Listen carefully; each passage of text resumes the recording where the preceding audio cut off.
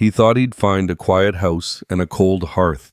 Instead, Derek Langston found his daughter curled up in the arms of a black woman he didn't know. Snow clung to the shoulders of Derek's dark wool coat as he stepped inside the Langston estate. The door shut softly behind him, muting the Vermont wind that had gnawed at his ears since stepping off the car. His suitcase thumped once against the polished floor, but he didn't move to pick it up. His gaze was locked on the scene before him. There, bathed in the flickering amber of a fire that hadn't been lit in this house in over 2 years, was his daughter, Lila. Bundled in fleece pajamas, her curls pressed into the shoulder of a woman he'd never seen before. The woman's skin was a rich, deep brown. Her hair wrapped neatly beneath a soft scarf. Her arms held Lila like they were born for it. Derek didn't speak. He didn't move. His chest tightened with the kind of ache that had no name. Lila let out a small sigh in her sleep, a little smile curling on her lips. One chubby hand holding on to the woman's worn cardigan like it was her favorite blanket. A scent wafted through the room, gingerbread cloves and something vaguely herbal. This wasn't the house he had left. He had expected cold floors, a dark kitchen, and that hollowness that never quite left after his wife died. But the house smelled like a memory. It breathed. The fireplace crackled low, casting dancing shadows across the elegant, unused furniture. The faint hum of something playing softly in the kitchen, a gospel tune maybe threaded through the silence. And at the center of it all, the woman. Derek stepped forward, slow measured.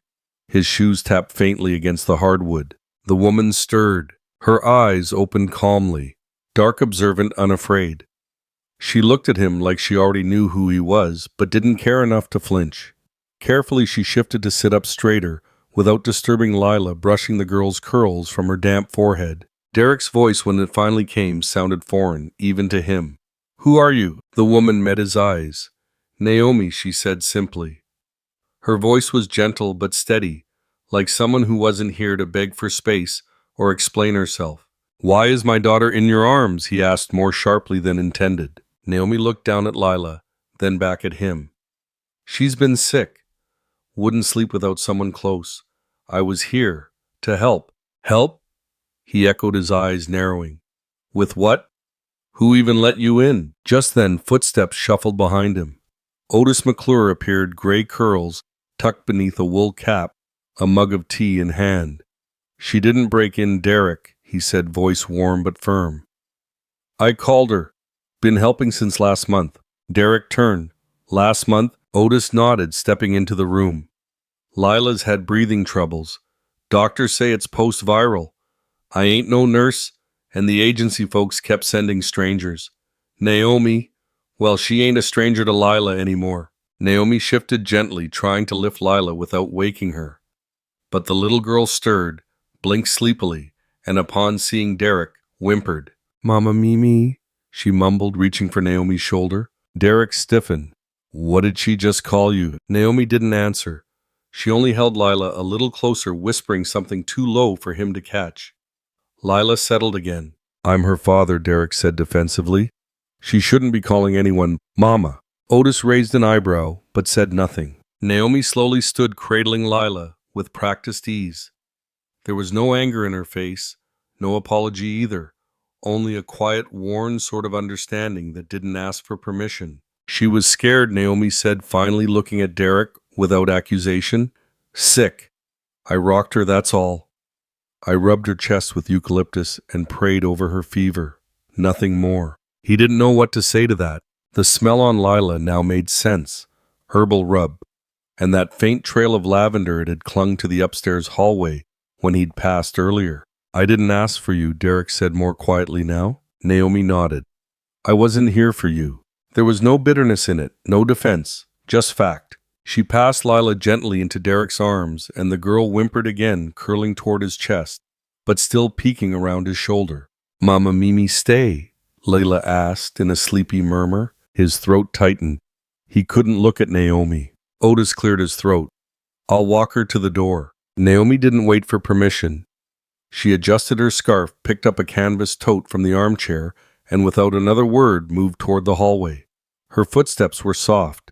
She paused, once hand brushing the doorframe as if saying goodbye without saying anything at all. Derek stood there, his daughter clinging to him, the fire popping gently behind them. And in the absence Naomi left behind, something strange lingered, a warmth that didn't belong to him, a presence that unsettled him more than he cared to admit. Derek stood in the middle of the living room, Lila resting in his arms like a question he couldn't answer. Her head was heavy against his shoulder, small breaths tickling the collar of his shirt, but his eyes were fixed on the hallway where Naomi had disappeared. The house felt quieter now. Not silent, there was still the crackle of the fire and the faint hum of the furnace kicking on, but quieter in a way that made the warmth feel borrowed, as if it might vanish any minute now that she was gone. He hadn't been home in nearly 3 weeks. His last-minute decision to cancel a summit in Zurich had nothing to do with longing and everything to do with burnout. And yet, standing here, holding his daughter, the scent of cinnamon in the air, he felt more disoriented than he had in any boardroom. Behind him, Otis moved with the ease of someone who belonged. He set the tea down on the mantel and studied Derek over the rim of his glasses. She stayed every night. Lila was sick. Otis said simply, not in defense, just offering facts. Held her when she coughed so hard she threw up. Slept on that couch right there. Derek shifted his weight. I should have known. You've been busy. That wasn't judgment, and it somehow stung more. Derek looked down at his daughter.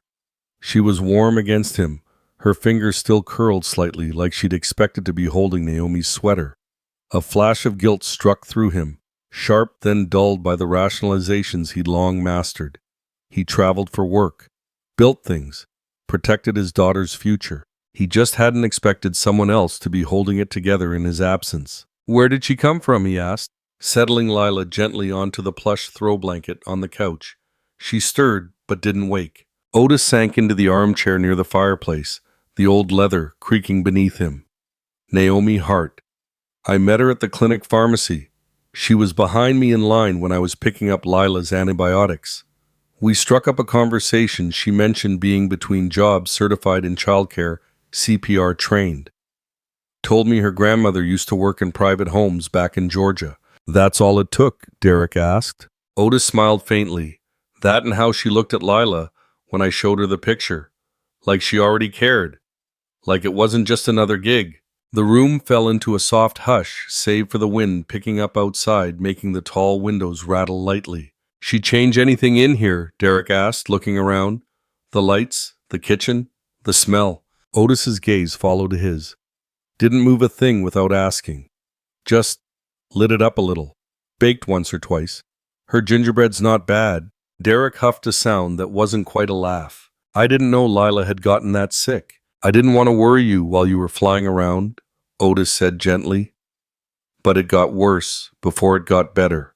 Derek sat down on the armrest of a nearby chair, elbows on knees, and she never left. She stayed when Lila asked her to.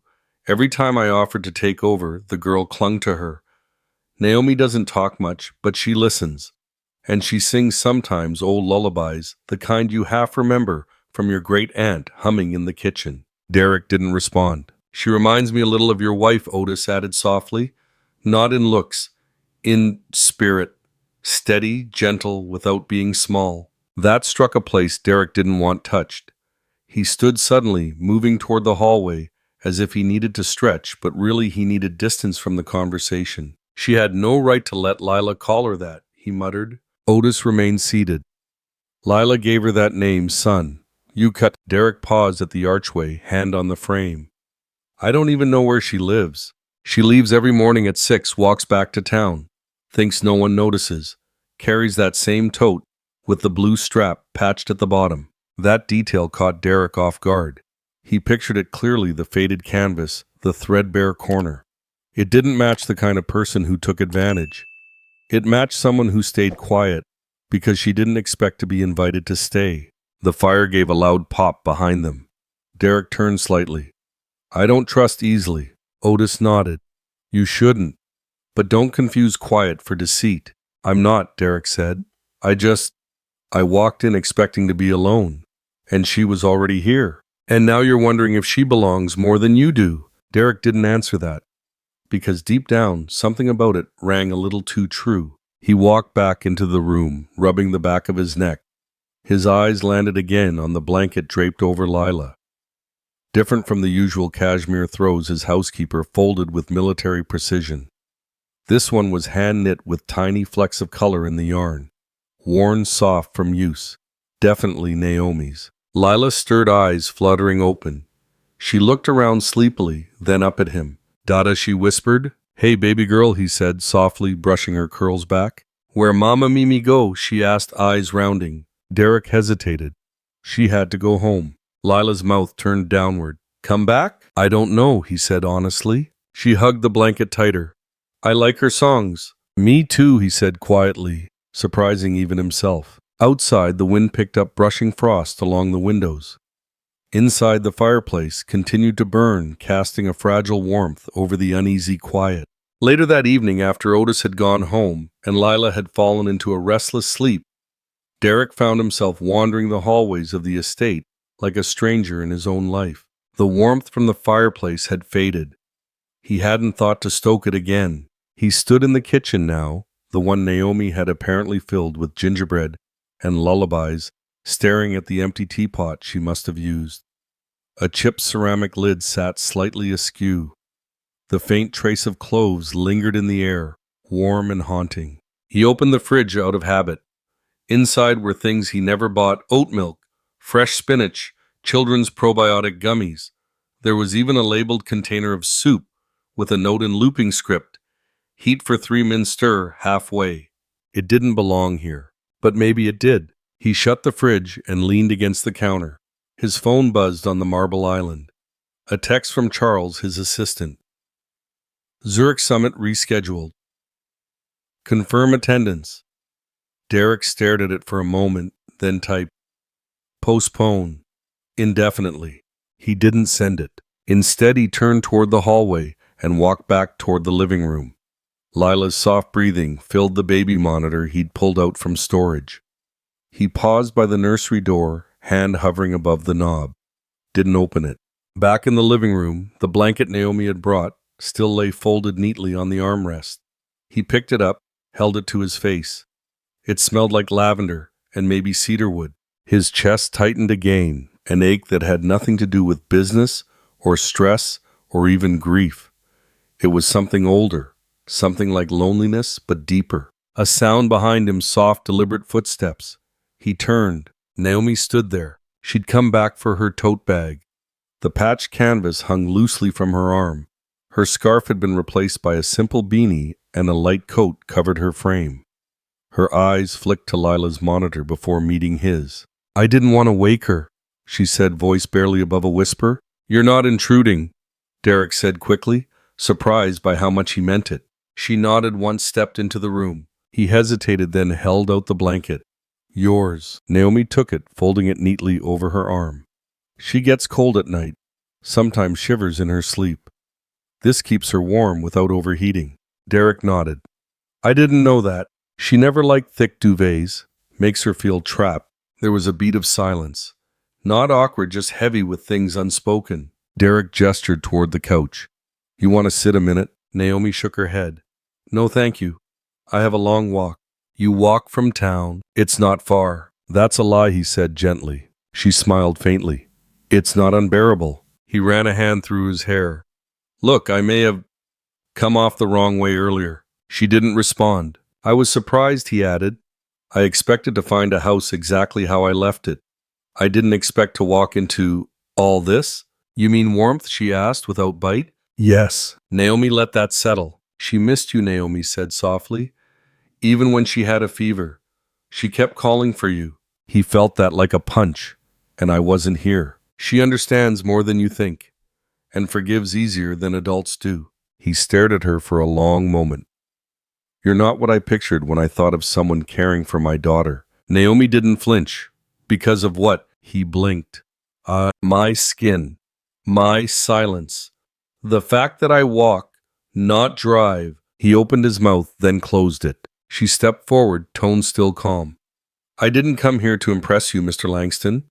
I came because a little girl needed help breathing." He looked at the floor. "I know. I just..." I don't know what to do now. You do, she said. You just haven't admitted it yet. She adjusted the toad on her shoulder. You leaving for good? He asked. She paused at the hallway entrance, glancing once more toward the nursery.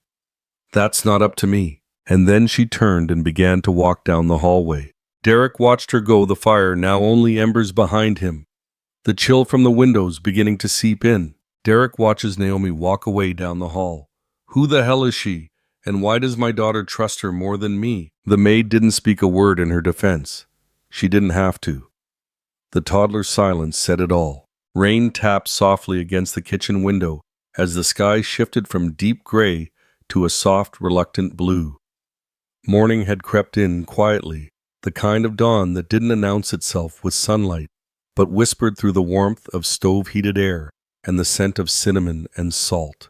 Naomi stood at the counter, back to the door, stirring a small pot with practiced ease.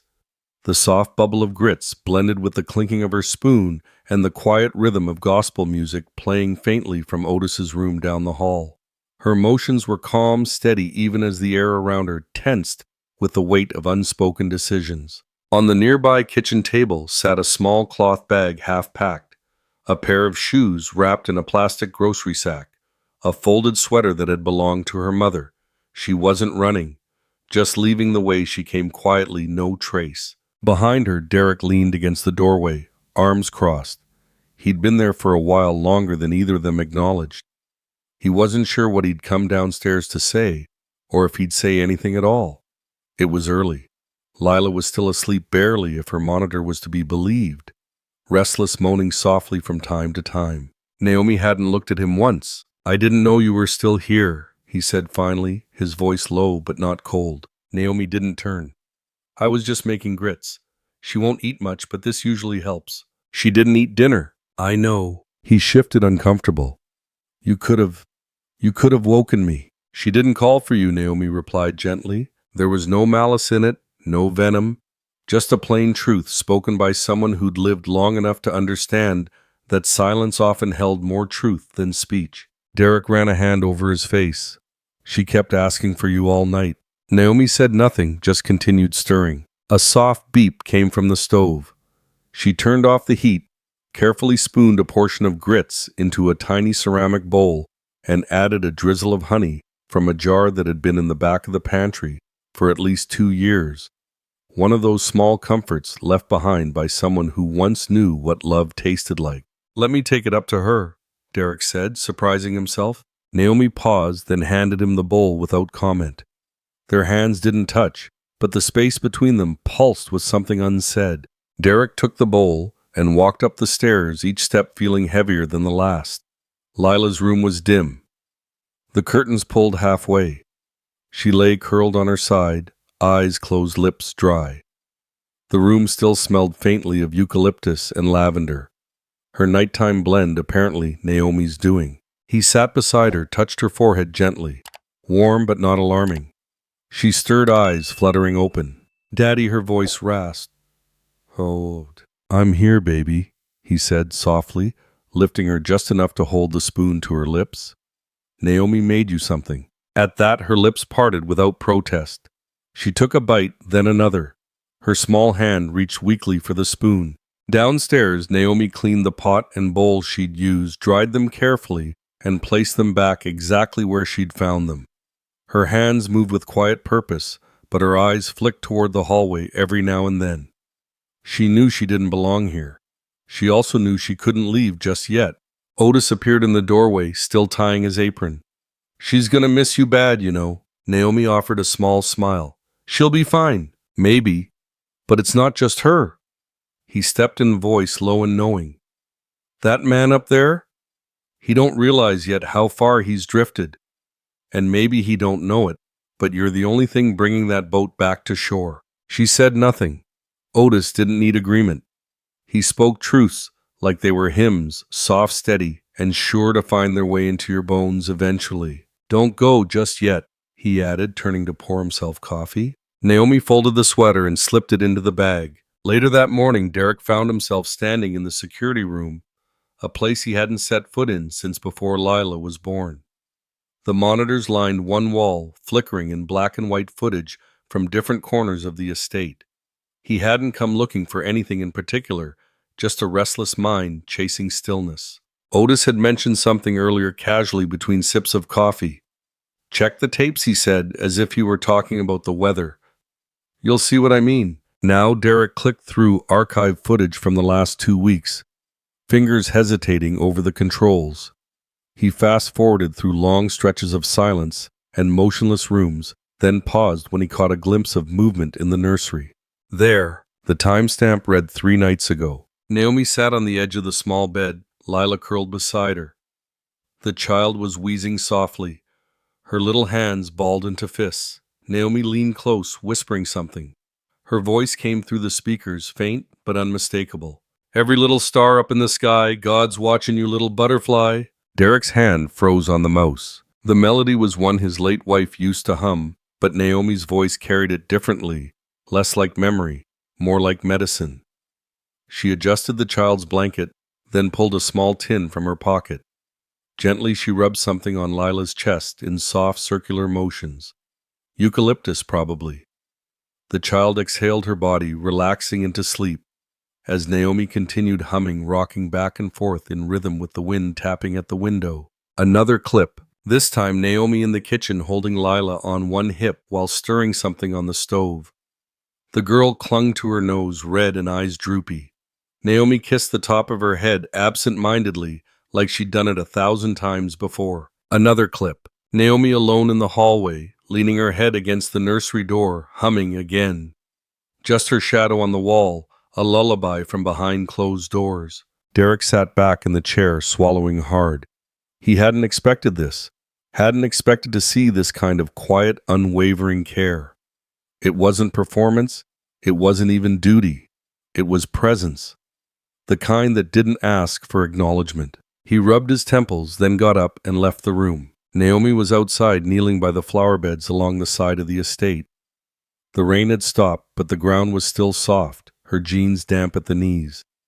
She was pulling weeds, maybe for no reason other than to fill time before she walked away for good. He approached slowly. "You always work this hard when you've already quit?" he asked, voice low. Naomi didn't look up. "Some things deserve to be left tidy." He nodded. Otis said, "You didn't come here for a paycheck." Still kneeling, she brushed dirt from her hands. "Otis says a lot of things. He's not wrong." Naomi stood finally facing him. Her eyes were tired but not bitter. "Why didn't you tell me how bad she was?" he asked. "Would it have changed anything?" He flinched at the truth of it. "She kept that fever low because she was calm," Naomi added. "Once she started crying last night, it climbed. She stopped when I gave her grits." "No," Naomi said softly. "She stopped when she heard me on the stairs." They stood in silence, the wind shifting through the bare trees around them. "Will you stay?" Derek asked suddenly. Not as help. Just stay. For her." Naomi tilted her head. "That's not something I decide on my own." "You're not a maid," he said. "No," she agreed. "But I'm not your answer either." He nodded slowly. "Still, she needs you." Naomi studied him for a moment. "That's the first thing you've said that sounds like a father." She picked up her bag of weeds and started toward the house. By late afternoon, the house had sunk into a kind of waiting silence. Rain tapped softer now, like it had grown tired of making a fuss. Lila slept, though her fever hadn't broken completely. Naomi hadn't unpacked. Her bag still sat by the door in her room untouched. She stood outside the little girl's bedroom, one hand lightly braced against the wall, the other clutching a folded blanket. The hum in her throat came low, almost imperceptible, until it filled the space around her like steam curling from a teacup. Derek stood at the end of the hall unnoticed. He hadn't meant to come upstairs. Something just pulled him. Maybe it was the quiet, or maybe the realization that he couldn't hear his daughter's crying anymore. Whatever it was, it brought him here to this hallway, to this moment he wasn't prepared for. Naomi didn't see him. She sat down slowly, cross-legged by the door, and leaned her head gently against the wood. Her voice rose just enough for the child inside to hear. "Hush, little one, don't say a word. Mama's gonna sing like a morning bird." The melody was simple. Old, maybe something passed down from someone who once rocked Naomi the way she now soothed Lila. And just like that, through nothing more than a lullaby and presence, The storm in the child's body eased. Inside the room, Lila shifted once, let out a deep breath, and went still. Naomi stayed there, eyes closed, still humming. No performance, no pleading, just being. Derek watched it all unfold, the peace, the gentleness, the strange ache rising in his chest. He didn't know how to name what he felt. Guilt, maybe. Gratitude, definitely. But more than that, confusion. Not at Naomi. At himself. He thought he had built a fortress around his emotions. Steel gates, glass towers, walls lined with silence and distraction.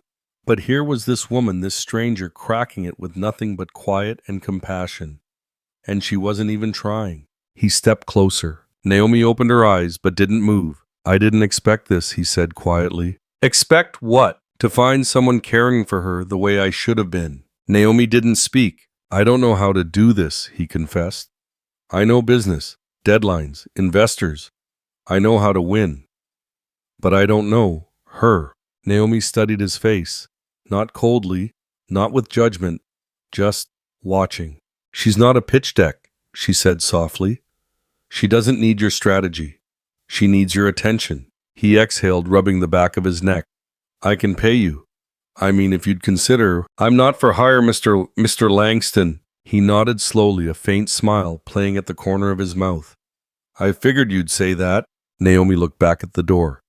"She's better now. Because of you." "No," she said, because she believed someone stayed. He took a deep breath. "Then I hope you will." A long pause followed. Naomi's gaze returned to him, not sharp, not cold, but firm. "You don't have to like me, Mr. Langston, but your daughter, she needs me more than I need your approval." The room hadn't been opened in 2 years. Yet there, Naomi was dusting the windowsill like she belonged there. The air in the upstairs bedroom was still holding its breath like a secret. Pale light filtered through the gauzy curtains, casting soft patterns on the faded rug. Dust floated in beams of morning sun, disturbed by the slow, methodical motion of Naomi's cloth. She didn't rush. Her fingers moved across the sill like she was touching something sacred, and in a way she was. The room had once belonged to Derek's late wife, Celeste Langston. Naomi hadn't asked permission. She hadn't waited for instruction. Something had drawn her here, like gravity or grief wearing a familiar face. A porcelain brush jar sat near the vanity, still filled with dried lavender stems. The scent, though faint, rose the moment Naomi wiped around it. It reminded her of Sundays in Alabama, of her grandmother's hands folding clean sheets, gospel humming from the kitchen. She blinked fast, chasing away the pull of memory. Behind her, the floorboard creaked. She didn't turn. "I didn't say you could be in here?" Derek's voice came sharp. Naomi kept wiping the sill. Dust didn't wait for permission either. He crossed the threshold, but didn't come further. His frame filled the doorway, one hand gripping the edge, like the wood itself might hold him back. "You knew this was my wife's room." Naomi nodded. It felt like someone should care for it. His jaw worked, but he didn't speak right away. The truth was, he hadn't come up here since the funeral. Couldn't bring himself to open the door. Otis had kept it clean on occasion, but only enough to keep mildew away. Naomi, though, she'd rearranged the throw on the chaise, fluffed the pillows, opened the windows. There was life in the room again, and it scared him. "I don't need you poking around in places you don't belong," he said tightly. Naomi finally turned, eyes calm but unyielding. "So is grief, Mr. Langston. But it doesn't knock either." Her words landed like stones, skipping across still water, rippling, unavoidable. For a long moment the room went quiet again, save for the gentle flap of curtain in the breeze. Then from downstairs, a laugh, small, sudden. "Lila." Naomi brushed the cloth over the music box on the dresser, her hand hesitating just above the lid. She didn't open it. "I'll finish up," she said, not looking back. Derek lingered another moment before walking away, footsteps slow, as if the house itself had grown unfamiliar to him. Later that afternoon, Naomi sat on the edge of her bed, folding Lila's tiny pajamas with soft precision. Her room was plain, simple white walls, a patchwork quilt folded neatly, and a worn copy of Psalms on the nightstand. The locket she always wore now rested on the pillow chain, coiled like a sleeping snake. A buzz on her phone broke the silence. She picked it up. "Hey!" a voice came through. Female, sharp, tired. You still breathing, Mimi? Naomi smiled faintly. Monica. Don't Monica me like you didn't go ghost for 3 days. I've been here. The camera shifted as Monica sat down. Her sister's face was familiar and impatient, still playing Florence Nightingale. Before Naomi could answer, a little voice called in the background. Mommy, where's Mimi? Naomi's breath caught, and then a small face popped into view. Eden. 3 years old now, chubby cheeks, tight curls. Her smile wobbled the edge of Naomi's composure. Hi, baby, Naomi whispered. Hi, Mimi, Eden squealed, waving a crayon. Naomi touched her fingers to the screen, as if that could bridge the distance. You coming home soon? Eden asked. Naomi hesitated. Not just yet, Sugar Plum, but soon. Monica gave her a look, but didn't push. She asks about you every night. Naomi nodded, throat tight. Tell her I love her. Every piece. I do. But that ain't the same as you saying it yourself. Naomi ended the call gently. Her hand hovered above the locket before slipping it back under the pillow. She stared out the small window of her room, the clouds low and heavy, like a sky full of secrets. She didn't cry. Not anymore. The well of her had dried to something quieter than sorrow. Just then the soft shuffle of Otis's steps passed her door. A second later he knocked once, then pushed it open with a ginger candy in hand. You look like your blood sugar's running low, he said, pressing the sweet into her palm. She smiled, eyes grateful. He didn't ask what was wrong, just nodded once and stepped back out, humming something low and familiar, an old hymn from before even her time. The evening came in hushed and silver clouds, blanketing Ashridge like a quilt pulled snug. Rain tapped at the windows in a steady rhythm, soft and persistent. Inside the Langston estate, the lights glowed low golden, like they had learned to exhale. Naomi moved quietly through the hallway with a basket of folded laundry balanced on her hip. She paused in front of Lila's room. The door was slightly ajar, and she heard nothing. No babble, no soft singing, no little footsteps pattering against the wood floors. That silence was too loud. She tapped once and eased it open. Lila lay curled on her side, blankets tangled, cheeks flushed. Her breath was shallow, a little wheeze edging each inhale. Naomi's face tensed with maternal memory, an instinctive scan for signs, for symptoms, for fear. She put the basket down and crossed the room. Beneath the scent of chamomile and baby powder, something was missing. The eucalyptus. Naomi pulled a small jar from her sweater pocket habit now and unscrewed the lid. She rubbed the balm between her palms, warming it, then lifted the child with practiced gentleness and smoothed it over Lila's chest. The baby stirred, but didn't wake. Naomi leaned close, pressing a soft kiss to her curls. Behind her, a quiet step. Naomi didn't flinch. Derek stood there, leaning against the doorframe. His tie was undone, sleeves rolled up. No anger in his eyes this time, just something like confusion or maybe disbelief. She had a rough nap, Naomi said, not turning. I noticed, he murmured. She barely ate dinner. I left warm grits on the stove, Naomi added softly. She'll take those if you spoon-feed her. Derek hesitated. You remember that from the camera footage? She tucked the jar back in her pocket and finally looked up at him. No? I remember it from being a mother. He opened his mouth, then closed it again. For once, he didn't have a quick retort. Naomi lifted Lila and laid her gently against her shoulder. The little girl clung to her like ivy, to stone arms winding instinctively. Her breath eased, her body softened. Derek watched all of it. How old is she? He asked suddenly. Naomi blinked.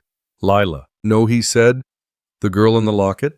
The air cooled between them. Naomi didn't answer. She simply stepped past him, cradling Lila with one arm, the other holding the edge of the basket. She moved like someone used to carrying weight more than just the physical kind. Derek watched her go down the hallway. He followed not out of authority, but something closer to gravity. They reached the stairs and she paused. She's 3, Naomi said over her shoulder. Lives with my sister in Georgia. Derek frowned. Why? Because I can't give her what she needs. Not yet. She disappeared down the steps before he could form a response. In the kitchen, Otis was already waiting tea kettle, whistling a plate of cornbread and jam on the counter.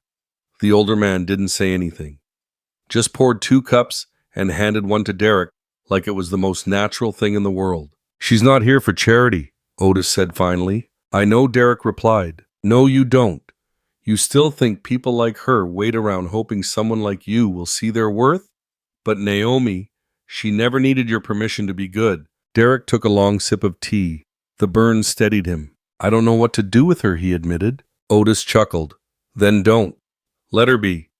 Sometimes kindness isn't a strategy. It's just a way. Derek leaned against the counter, the cup warming his fingers. He thought of Celeste, how she used to sit by the same window and hum along to Ella Fitzgerald while baking sweet potato pie. How silence had claimed this kitchen for so long. Until now. Do you think she's hiding something? He asked quietly. Otis shrugged. Aren't we all? Naomi came back down the stairs, then Lila, now sleeping soundly, against her shoulder.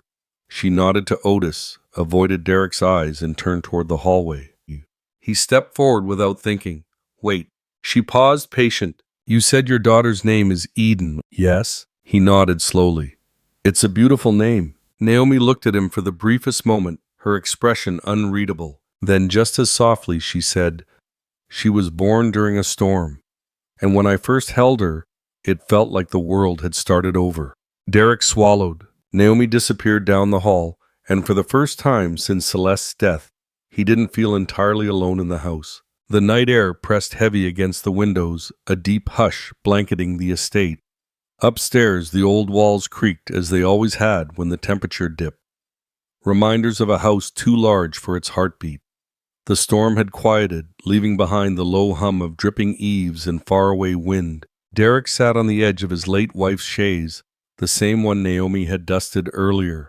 He hadn't stepped inside this room since the funeral, couldn't bring himself to touch the spaces that once held laughter. But Naomi had walked in like she belonged, and somehow it hadn't felt like an invasion. It had felt necessary. The floor groaned overhead, then a cry, sharp, gut-wrenching. Lila. He was on his feet before the second wail broke loose.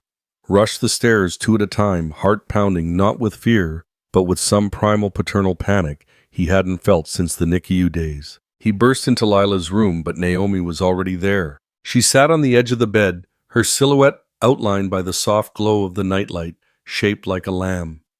Lila thrashed in tangled sheets, tiny fists clutching at air, face contorted in a silent scream. It's okay, baby girl, Naomi whispered, her voice low and thick with warmth.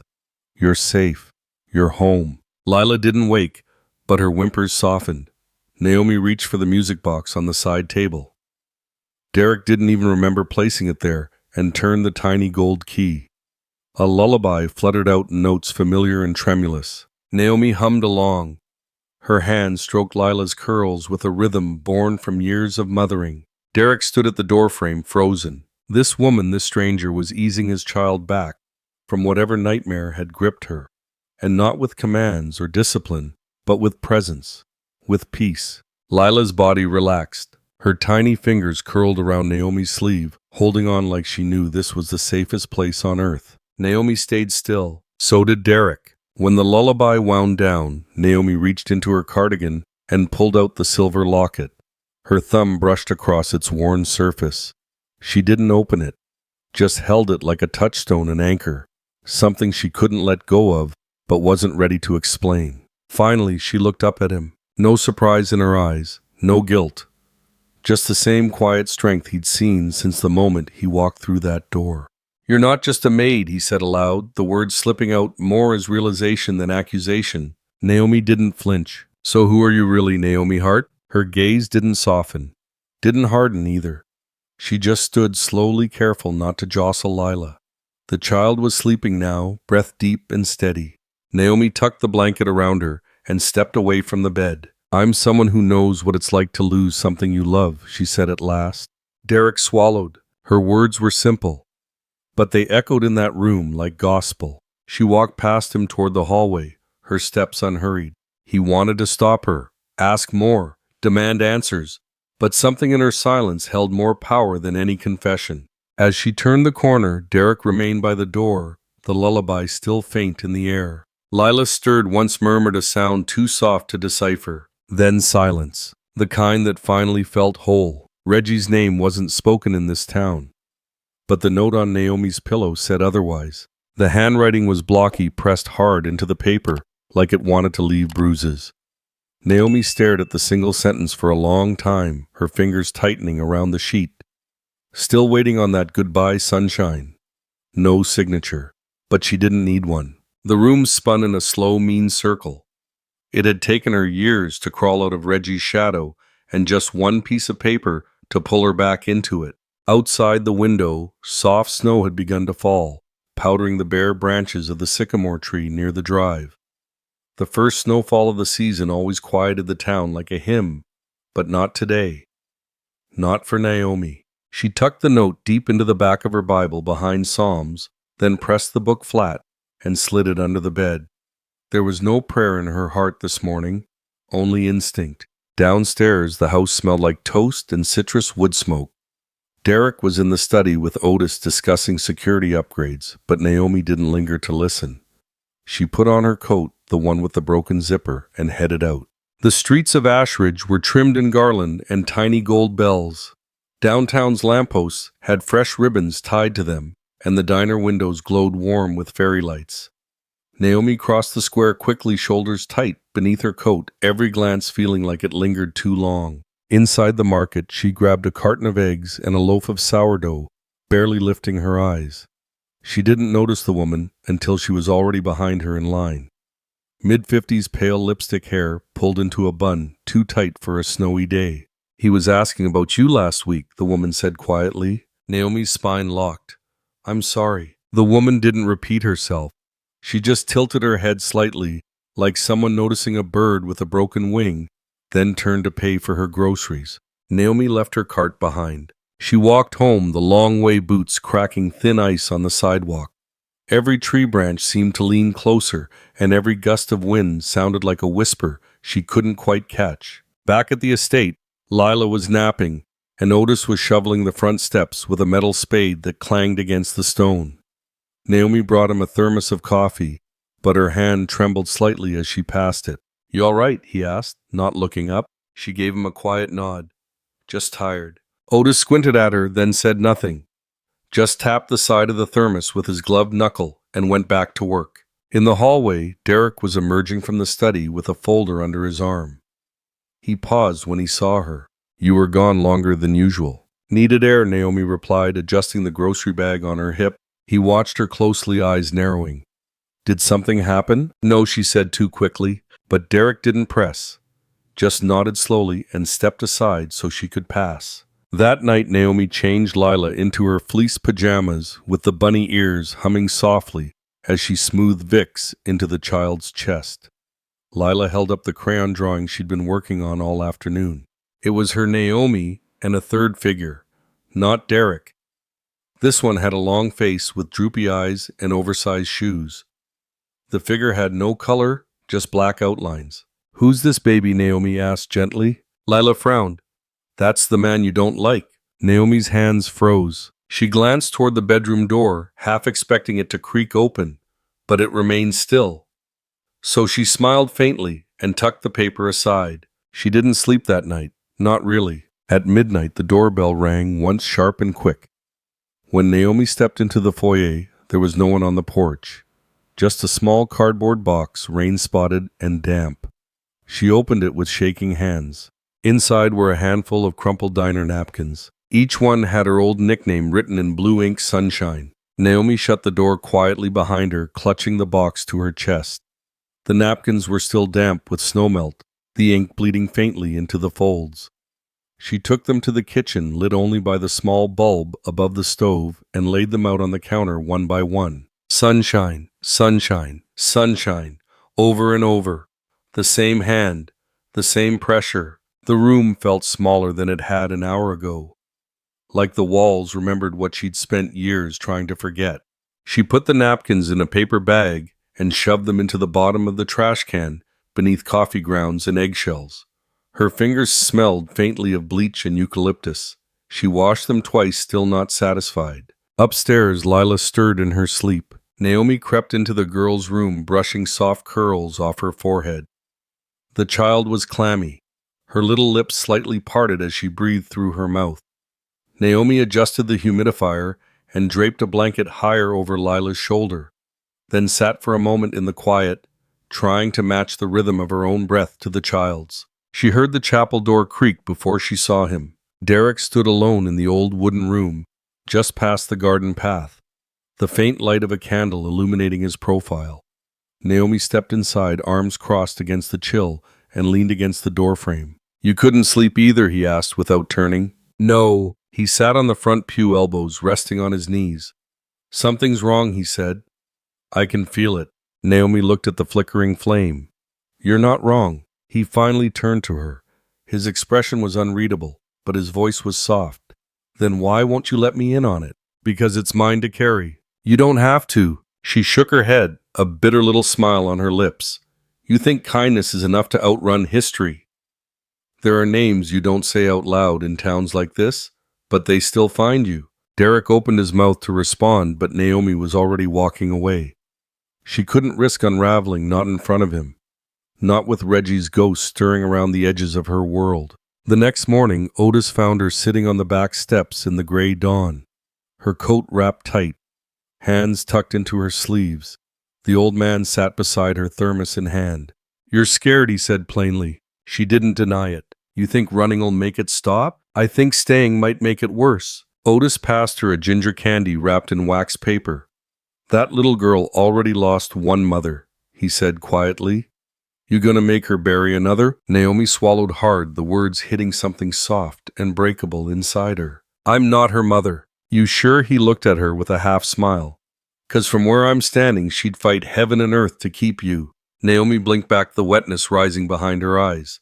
Otis stood, patted her shoulder once, and left her with the candy resting in her palm. That evening, Lila was better, still pale but giggling again, her voice scratchy with sleep. She reached for Naomi before anyone else, burying her face in the crook of Naomi's neck with a content little sigh. Naomi held her a moment longer than usual. When she stepped into her room that night, her breath caught. Someone had been there. The covers were pulled back neatly. A fresh towel lay folded on the chair.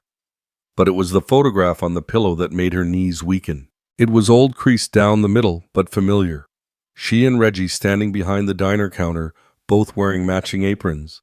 His arm around her shoulders, grin too wide, too sharp. And behind the photo, a note in the same blocky handwriting. "You don't get to pretend I'm not real." Naomi crumpled it in her fist just as she scrambled to hide the photo under the mattress, wiping her face quickly. "Come in." Derek entered slowly, his gaze flicking to her trembling hands. He didn't miss much. "I just put Lila down," Naomi said, voice low. "I know." He stepped closer, his voice quieter. "She drew another picture today. It was you, her, and someone with big shoes. Sad eyes." Naomi didn't move. "She called it the shadow. Said he follows you sometimes." Naomi turned away, her throat tight. "Naomi," Derek said, "you tell me what's haunting you, or I go find out myself." Naomi didn't answer right away. Her hands were tight at her sides, as if holding something in words, grief, memory, maybe all of it. Derek's tone was firm but not harsh. "I'm not asking because I'm nosy. I'm asking because Lila doesn't deserve to be caught in someone else's war." Naomi turned then slowly. Her face looked older in the dim light, not worn but wise. "You don't know him," she said barely above a whisper. "I don't have to. He doesn't make threats," she continued. "He makes memories. And when he wants you to remember him, he sends something gentle first. Something that makes you question whether you were the problem all along." Derek crossed his arms. "The napkins." Naomi nodded. "The picture." She didn't answer, but the truth sat heavy between them. He ran a hand down his jaw. "Why didn't you say anything?" "Because people like him, they thrive on being talked about, on fear, on attention, and because people like me, black working-class woman, we don't get second chances at being believed." Derek stared at her, eyes sharp. "That man come near this house, I will bury him in lawsuits so deep, he'll forget how to spell his name." Naomi didn't flinch. "You can't fight what doesn't show up the same way twice." The silence stretched. Then softly she said, "I was 16 when I met Reggie. Seemed sweet, played music, made jokes, bought me coffee with change he didn't have. Then he started following me to work. Said it was love. Said he'd kill for me. I believed him until I saw what he'd do to keep me." Her voice caught. By the time I got out, I'd already lost too much. Derek stepped closer. Naomi, she raised a hand. I'm not telling you for pity. I'm telling you because you asked. But if he's back, if he found me again, I can't stay. Derek's eyes narrowed. What about Lila? She's your daughter. And she screams if you're out of her sight more than 10 minutes. Naomi opened her mouth, but the sound of soft crying interrupted her. Lila. They rushed down the hall to her room.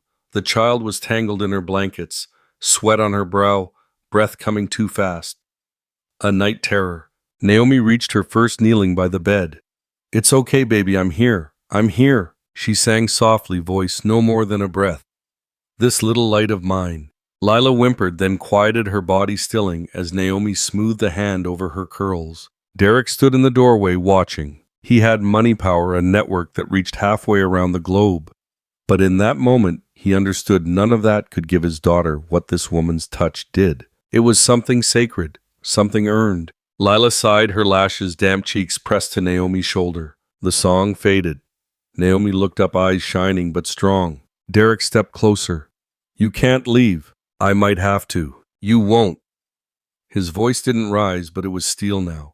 I'll find him. I'll deal with it. Naomi looked down at the sleeping child. And what if he comes here? Derek's jaw tightened. Then he learns what it means to knock on the wrong damn door. She looked at him, really looked as if seeing past the suit, the estate, the distance he wrapped himself in. You don't have to do this. I'm not doing it for you, he said, then softer. I'm doing it for her, but also for me. Because I see you, Naomi, and I'm not the kind of man who turns away from what he sees. The words hung between them. Too raw to answer, too real to ignore. Naomi swallowed hard. Then she nodded once. The storm hadn't passed, but for the first time in days she felt like someone was willing to stand in the rain beside her. Back in her room, she changed into fresh clothes, brushed Lila's curls from her forehead, and tucked her in once more. When she finally turned to find sleep herself, she found Derek standing at her doorway, eyes dark. You tell me what's haunting you, he said, voice like thunder held back, or I go find out myself. Marjorie Langston arrived with her chin lifted high and 1,000 judgments tucked into her purse. The wheels of her town car crunched deliberately over the gravel driveway. Not rushing, not hesitating, just existing as if the earth was always meant to carry her weight. She stepped out, dressed in cream wool, her coat unwrinkled, gloves pristine. The driver retrieved her matching handbag while she adjusted the brooch pinned just above her heart, an antique cameo of a white woman's profile. Derek used to call it her armor. Inside, Otis opened the door before she knocked. He gave a polite nod, knowing better than to offer more. Otis, she said, stepping in. This place smells of nutmeg. Yes, ma'am. Miss Naomi's been baking. Marjorie didn't blink. I assumed it was a scented candle. She stepped into the parlor where the late afternoon sun had turned the wood-paneled walls golden. Candles flickered on the mantel. The furniture was arranged with care cushions, fluffed, and on the tray beside the tea set sat a perfectly brown sweet potato pie. Naomi stood by the table, apron still on, hands folded in front of her. Marjorie gave her a brief glance, as one might toward a museum guide. Derek will be down shortly, Naomi said calmly. Marjorie arched an eyebrow. And you are? Naomi didn't flinch. Naomi Hart. Staff. Naomi didn't answer directly. Would you care for tea? I'll wait for Derek, Marjorie replied, removing her gloves finger by finger. But thank you. Naomi nodded and poured the tea anyway, hands steady despite the tightness in her chest. She placed the cup in front of Marjorie with practiced grace. The older woman didn't touch it. You're not from Ashridge, Marjorie said, eyes trailing over Naomi's plain blouse, worn but clean. No, ma'am. Did you meet Derek through Otis? No, ma'am. Marjorie gave a thin smile. I admire quiet help. It's a disappearing art. Before Naomi could respond, the sound of little feet padded into the room. Lila in her fuzzy socks and oversized sweater, burst in hair tousled and cheeks flushed. She ran straight to Naomi. Mimi, can you help me pick my dress for tomorrow? I want the orange one, the one with the sunflowers. Naomi crouched, smoothing Lila's hair. Of course, baby. After tea. Okay? Lila nodded, wrapping both arms around Naomi's neck before skipping toward Otis, who waited just outside the parlor. Marjorie sipped her untouched tea. I see, she said quietly. Derek entered not long after, dressed in a charcoal sweater and jeans, his usual suit traded for softness. He kissed his mother's cheek, but didn't sit immediately. I wasn't expecting you, he said. I know, that's why I came. Naomi cleared her throat gently. I'll leave you both. She turned, but Marjorie's voice stopped her. Leave the pie. Naomi placed it down, then walked out with her back straight, even as her heart pounded. In the hallway, Otis met her eyes and passed her a folded napkin.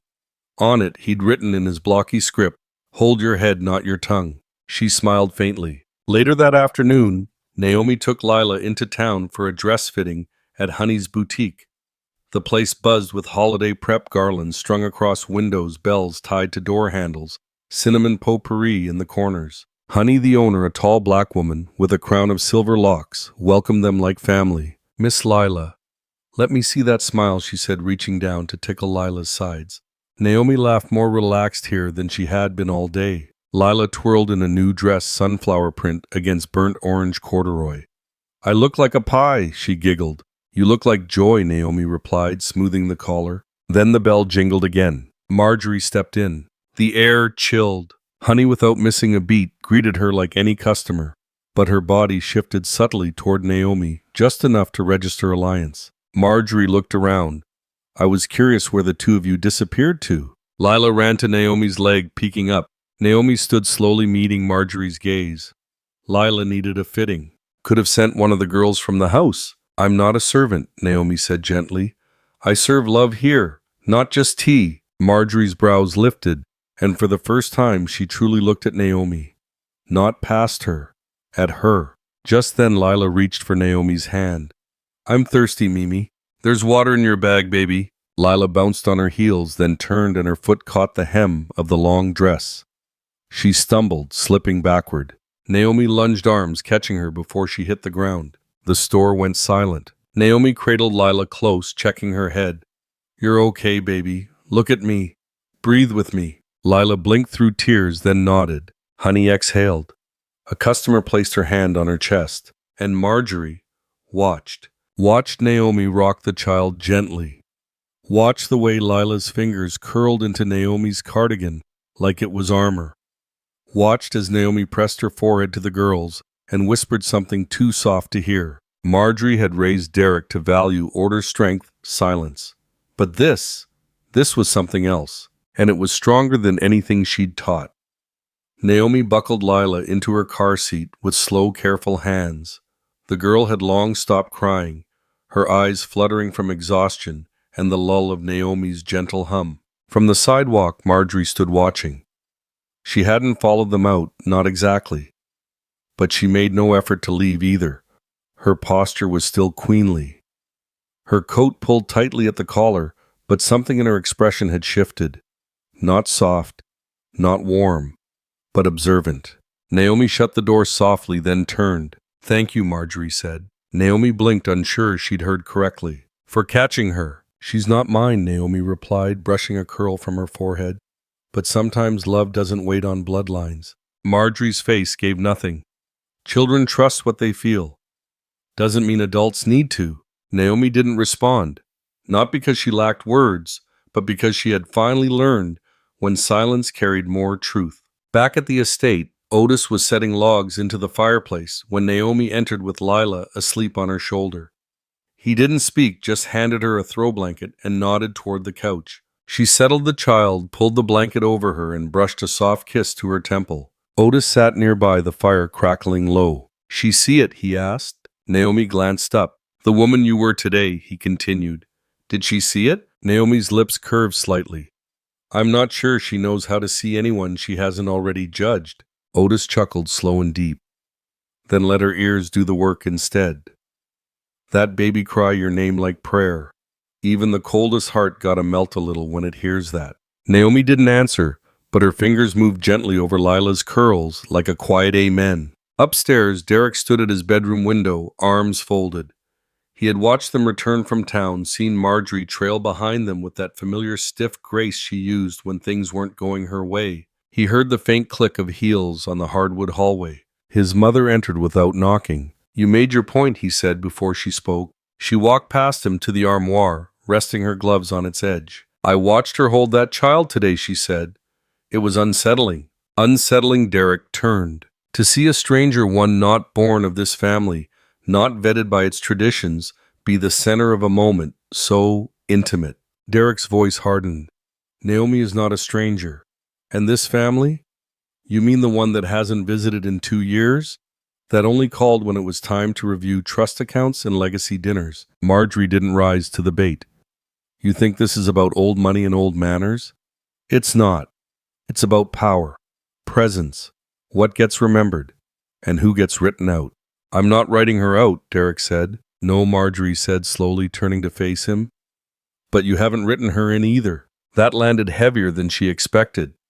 Derek's jaw tensed. She isn't just a caregiver. You know that. I know that. Derek looked down at his hands. I didn't plan this. Neither did I, she admitted. But legacies don't wait for perfect plans. They grow from the choices we make when no one else is watching. Downstairs, Naomi was cleaning up Lila's toys. She moved with practiced rhythm, blocks, dolls, markers, then paused when she found a crayon drawing tucked between the couch cushions. It was a simple sketch, childlike. 3 figures stood beneath a rainbow, one tall with curly hair, one smaller with a big smile, and one in the middle with 2 long braids. Naomi. She traced the crayon lines with her thumb, written in shaky letters. My family. The I was backward. The Y trailed off like Lila had lost focus. But the message held. She turned as Otis stepped back in, drying his hands with a cloth. She sees me, Naomi said quietly, not just as a caretaker, as something more. Otis smiled. She don't just see you, she's holding on. There was a knock at the open door. Marjorie. She stepped in without waiting. I brought these for Lila, she said, holding up a small paper bag. Books from the library downtown. Holiday stories. Naomi nodded, accepting it. Thank you. Marjorie's eyes swept the room, then landed on the drawing Naomi still held. She made that. Yes. Marjorie studied it. Her mouth opened, then closed. She stepped closer. That pie you made earlier. Naomi turned curious. It reminded me of my Aunt Bee's. She used to make it for us every Thanksgiving. Only thing my father ever smiled about. A long silence passed between them. Naomi offered gently. Would you like a slice now? Marjorie nodded once. Yes, I think I would. Naomi sliced the pie slowly, careful not to let the crust crack. The kitchen was warm now, filled with the aroma of cinnamon and roasted yam. She placed the slice on a porcelain plate, one of the fancy ones, and slid it across the marble island. Marjorie didn't sit. She stood, fork in hand, tasting with the delicacy of someone raised to analyze every flavor. A beat passed. Then she nodded. It's not too sweet, she murmured. That's rare these days. Naomi smiled faintly. I like balance. Marjorie's eyes flicked up. Do you? Naomi didn't flinch. Yes, ma'am. There was a subtle pause, like something else hovered unspoken between them. Then Marjorie placed the fork down with grace and turned toward the archway, her heels silent on the polished wood. Naomi exhaled. Behind her, Lila's soft voice broke the hush. Mimi, come see. Naomi followed the voice into the sitting room, where Lila sat with crayons again. This time she was drawing a house with 3 figures inside. Who's this one? Naomi asked, pointing to the middle figure. Lila beamed. That's you? This is Daddy? And me. We all go together. Naomi crouched, brushing her fingers over the paper. Looks like home. Lila nodded. Marjorie said I'm named after a queen, but I said I like Mimi better. Naomi laughed, brushing a kiss on her forehead. Mimi's proud of you, Queen Lila. From the hallway, Derek watched the scene unfold, his daughter beaming Naomi, calm but radiant. He'd been trying to fit Naomi into an old version of life he hadn't realized no longer worked. Watching them now, something in his chest shifted like a lock clicking open after years of rust. Marjorie appeared beside him, silent for a moment. She's capable, she said finally. She's more than that, Derek replied. Marjorie studied his face. You're sure? I don't know everything about her, but I know she's the reason my daughter laughs again, the reason she eats, sleeps, breathes easy. Marjorie's expression didn't change. And is that enough? For someone to become family? Derek turned fully toward her now. You mean the same way you did with Dad's second wife? Or how you told Aunt Bessie never to bring her girlfriend to Christmas? Marjorie flinched. Just a blink, but it was there. Naomi didn't ask to be part of this. Derek continued. She didn't come knocking. She was just here. And we're the better for it. They stood in silence, the kind that didn't ache but weighed. Later that evening, Naomi stood by the upstairs window watching snow dust the front steps. The lights of Ashridge flickered below the church bell, echoing faintly through the cold. Otis entered without a word, placing a folded quilt over the chair by the door. She sat with you, he said. Naomi didn't need to ask who. She did. She eat the pie. She did. Then you broke through. Even if it don't feel like it. Naomi smiled. She still looked at me like I'm a shadow. Shadows mean there's light nearby. He tipped his hat and left. Downstairs, Derek paced near the grand fireplace, a glass of water, untouched in his hand. Marjorie sat in the high-backed chair, legs crossed, gloves on her lap. She looked up slowly. That woman, she said, without venom, but with precision, served something in this house that was missing. Derek's eyes narrowed. So you see it too? Marjorie nodded once, but seeing and accepting are different. He didn't reply. She rose, smoothing her coat. I will not embarrass you. I will not speak ill of her in public. But I must be clear. Derek, this isn't just about your daughter anymore. This is about legacy. Optics. What people will say. What board members whisper? Derek didn't blink. Marjorie stepped closer, her voice lower. Either you distance that woman, or you admit what she already is to this family. Silence. The fire cracked behind them, a low pop in the heavy air. Marjorie turned heels, echoing down the marble hallway. Derek stood still, frozen in the gravity of choice. No one planned it, but somehow the house filled with laughter pie and people who weren't supposed to belong. The morning sun spilled across the frost-kissed fields behind the Langston estate, warming the tall windows just enough to make the snow shimmer outside. Inside, the house murmured with the quiet rustle of movement voices in the kitchen. Pots clinking softly, and the scent of sage, sweet potatoes, and brown butter drifting through the halls like memory. Naomi stood at the edge of the dining room, hands lightly dusted with flour, watching as Otis adjusted the crooked leg of a mismatched wooden chair with a folded napkin. It leaned slightly, but would hold. Everything would hold, at least for today. She hadn't planned to stay this long. She hadn't planned on being seen. Yet here she was, watching a table come to life with handmade crafts from Lila and Eden candle jars wrapped in yarn and paper turkeys with googly eyes that refused to stick. It was imperfect, which meant it was real. From the kitchen came the clatter of a pan, followed by Derek's deep chuckle and Monica's voice sharp and teasing. If you stir the yams like that, they'll think you're mad at them. Naomi smiled to herself, brushing her palms on the apron she wore over a navy dress. The same apron she'd brought from a home she no longer had. The one with faint initials stitched on the hem, E.H. A piece of her daughter still sewn into the everyday. Footsteps padded behind her. I didn't know cranberry sauce could smell like that, Derek said, gently stepping beside her. His white dress shirt had the sleeves rolled tie forgotten. There was flour on the edge of his collar. A change had taken root in him, one Naomi couldn't name yet. You just never had it made by someone raised on it, she murmured. He tilted his head, half grin forming. You gonna sit today? She hesitated. I wasn't invited. You never had to be. He pulled a chair out gently. Please. She stared at the chair, her breath catching, at how it wasn't just pulled out. It was offered. By someone who had once barely offered her eye contact. She sat. From the hallway, Eden's giggle echoed, followed by the patter of feet.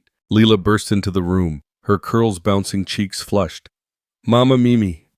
Look what Eden and me made. Behind her, Eden followed shyly, holding up a small pine cone painted with glitter and wobbly feathers.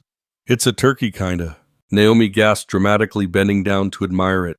I've never seen such a fancy turkey in my whole life. It must be magic. The two girls giggled in unison, and Naomi kissed both their foreheads, her fingers lingering just long enough to catch the hum beneath their laughter, a harmony she never thought she'd feel again. Otis walked in with a tray of cornbread muffins, eyes soft beneath silver brows. Tables set.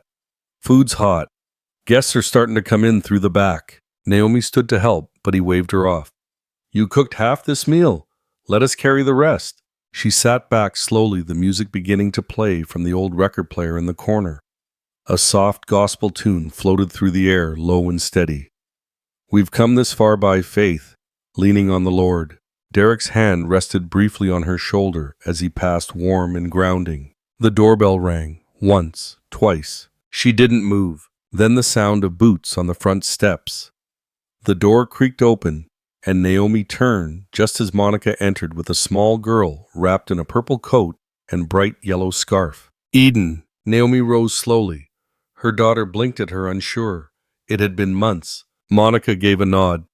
"She's yours again? Paperwork's in the envelope."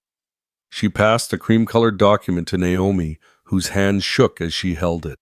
Final, signed, legal. Eden stepped forward and Naomi dropped to her knees, arms out. The child ran straight into her. Naomi held her tighter than she thought she could without breaking. She felt everything in her chest unfold, grief, guilt, joy blending into something that tasted like breath after being held underwater too long. Over her shoulder, she saw Marjorie enter, fur-lined coat still on, standing at the doorway, like someone uncertain whether they'd come to a funeral or a revival. Naomi rose, straightened her back. She wouldn't shrink, not today. The dining table stretched like a river of mismatched china and layered stories.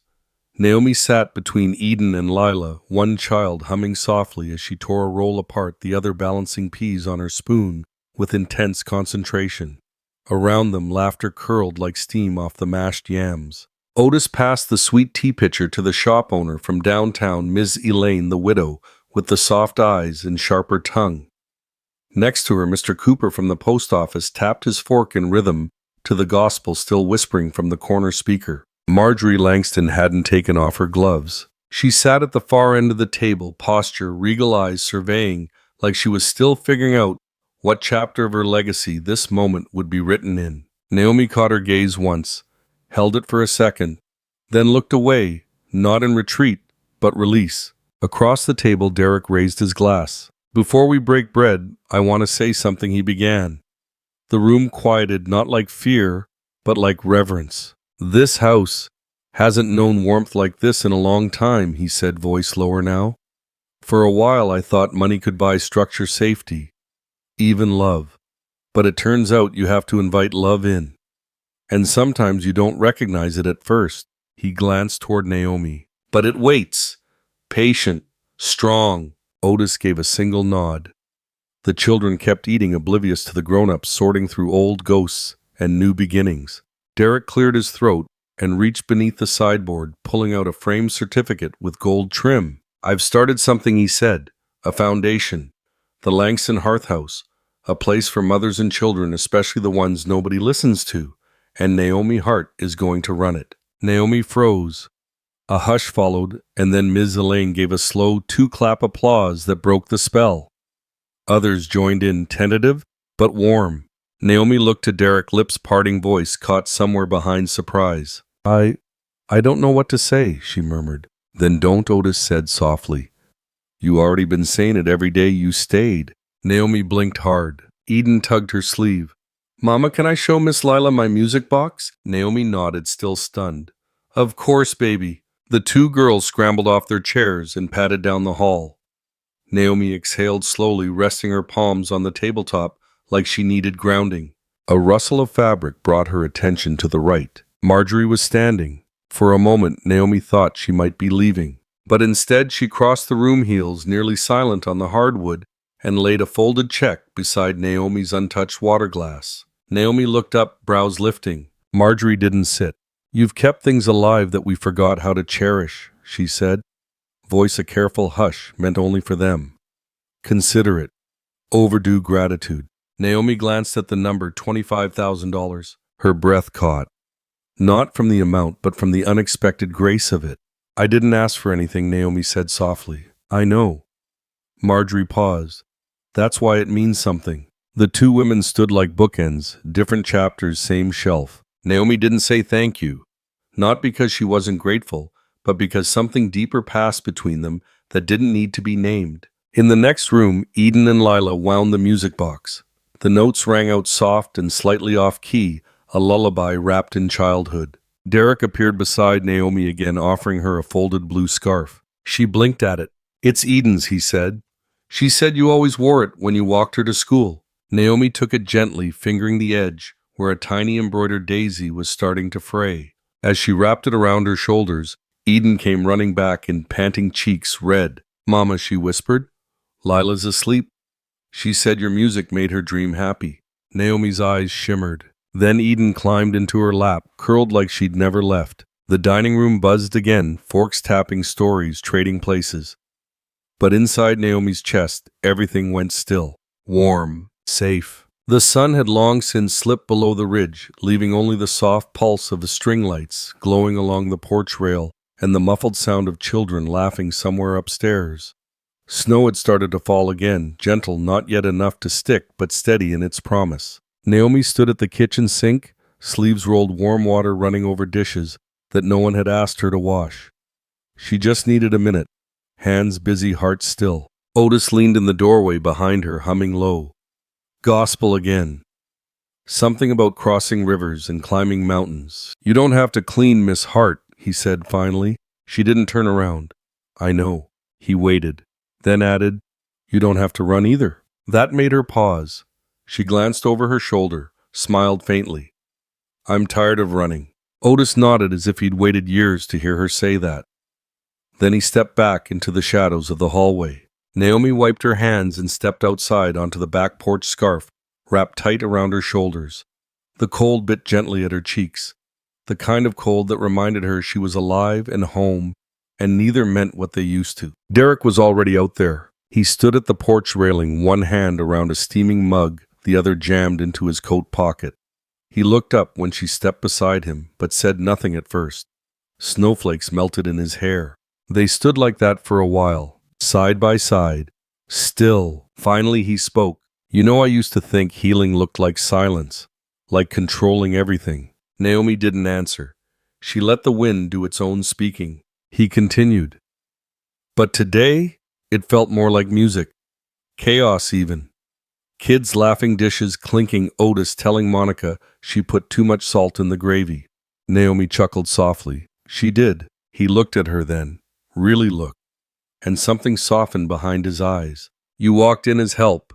You stayed as grace." Her breath caught, and she whispered, "And you finally looked past the surface." There was no music now, just the hush of snow falling through branches and the distant murmur of someone winding the old music box again upstairs. Their fingers brushed. Not quite a kiss. But everything changed. Sometimes healing doesn't arrive with grand speeches or perfect timing. It shows up quietly, wrapped in a worn cardigan and a voice that hums lullabies through closed doors. Naomi never demanded space yet. Somehow she became the heart of a house that had forgotten how to feel. We often build walls not to keep others out, but to hide our own brokenness. But kindness, the quiet, persistent kind, has a way of slipping through the cracks. It reminds us that being seen, truly seen, is the beginning of belonging. Like the soft glow of a porch light on a snowy evening, love doesn't shout. It simply stays. And in staying, it transforms everything it touches. If this story reminded you of someone who offered you grace when you least expected it, perhaps it's time to pass that warmth on. The world could always use one more act of quiet kindness.